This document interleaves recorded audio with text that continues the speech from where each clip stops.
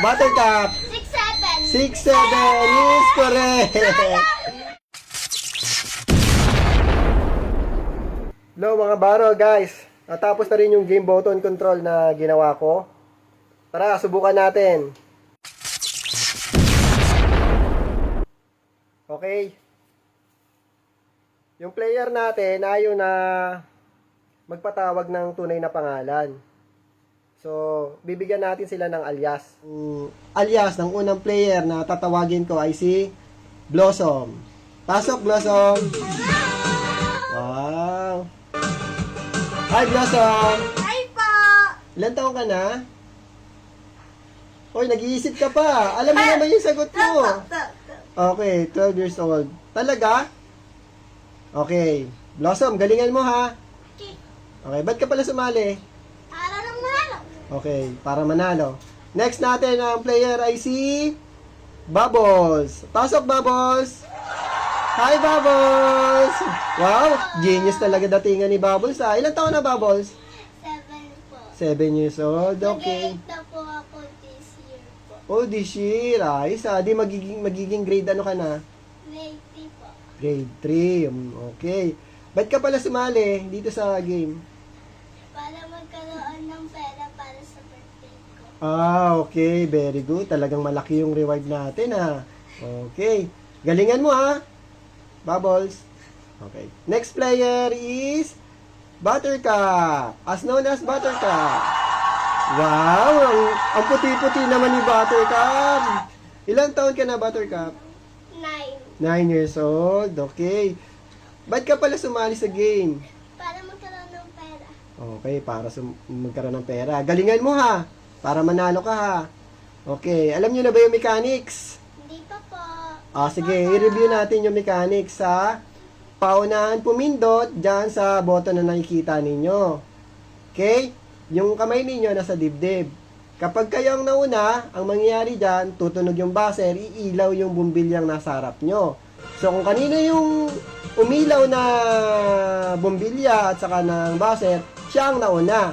So, sa loob ng 11 second or 12 second, dapat masagot nyo na yung tanong. Kapag hindi nyo nasagot yung tanong, pwedeng i-steal nung kalaban ninyo. Pero, syempre, yung sumagot na hindi nakasagot o mali yung sagot, hindi na siya pwedeng sumagot sa tanong na yon.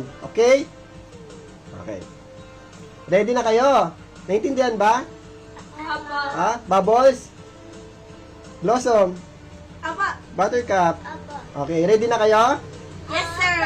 Okay, sige. Umpisa na natin, ha? Okay, ang unang tanong natin ay ito. Ano ang tawag sa hayop na tumitalaok sa umaga? Okay, Blossom. Manok. Manok is correct. Very good.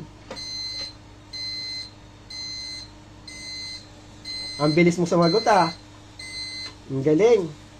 1 point kay Blossom. 0-0 kay Buttercup at Bubbles. Next question. Number 2. Kamay sa dibdib at makinig. Sa math, kung ang square ay may 4 sides, ang pentagon ay may 5 sides, ilan naman sa triangle? Okay, Buttercup. 3 is correct, or 3. Very good. 1 point kay Buttercup at 1 point kay Blossom. 0 point kay Bubbles. Maaga pa, Bubbles. Pwede kang humabol. Okay? Next question is number 3.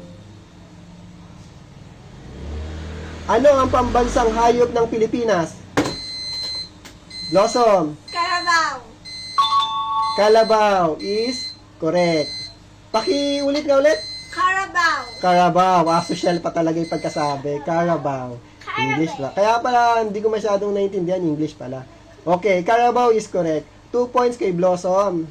1 points kay Buttercup. 0 points kay Bubbles. Bubbles, pumindot ka. Okay, next question. Number 4. Makinig ha. Kamay sa dibdib. Sa English, ang kasulungat ng beautiful ay ugly. Ang industrious naman ay lazy. Ano naman ang kasalungat ng long? Buttercup. Kasalungat?